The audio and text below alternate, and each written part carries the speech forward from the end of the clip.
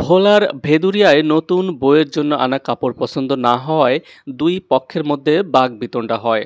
তারই জেরে বরসহ তার সঙ্গীদের পিটিয়ে বাড়ি থেকে বের করে দিয়েছেন কনেপক্ষের লোকজন। এই হামলায় বর সজীবসহ অন্ততপক্ষে ১৫ জন আহত হন। আহতদের মধ্যে ৬ জনকে ভোলা ২৫০ শয্যা জেনারেল হাসপাতালে ভর্তি করা হয়েছে। এই দুর্ঘটনায় ভণ্ডুল হয়ে গেছে বিয়ের সকল আয়োজন।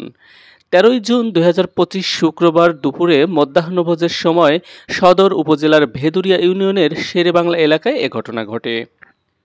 সদর উপজেলার চর সামাইল ইউনিয়নের পূর্ব চরকালী গ্রামের আবুর ছেলে সজীব নতুন বউ আনতে বিয়ের মালামাল সহ শুক্রবার দুপুরে শ্বশুর শাহাবুদ্দিনের বাড়িতে যান।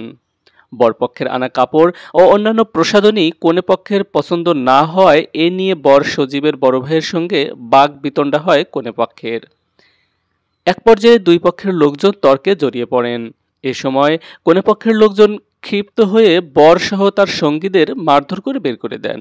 এতে আহত বর সজীব, জাহিদ, অন্তু, সোহেল, ফাতেমা ও ময়না সহ ৬ জনকে হাসপাতালে ভর্তি করা হয়েছে। বরযাত্রীদের মধ্যে নারী ও শিশুদেরকেও মারধর করার অভিযোগ রয়েছে। ঘটনার পর থেকে কনের বাবা শাহাবুদ্দিন সহ ওই বাড়ির সকল পুরুষ আত্মগোপনে রয়েছেন। শাহাবুদ্দিনের ব্যবহৃত মোবাইল ফোনটিও বন্ধ পাওয়া যাচ্ছে। এ বিষয়ে বিকেল ৬টা পর্যন্ত কোনো পক্ষই থানায় অভিযোগ করেনি। অভিযোগ পেলে ব্যবস্থা নেওয়ার কথা জানিয়েছেন সদর থানার অফিসার ইনচার্জ আবু শাহাদাত মোহাম্মদ হাসনাইন পারভেজ।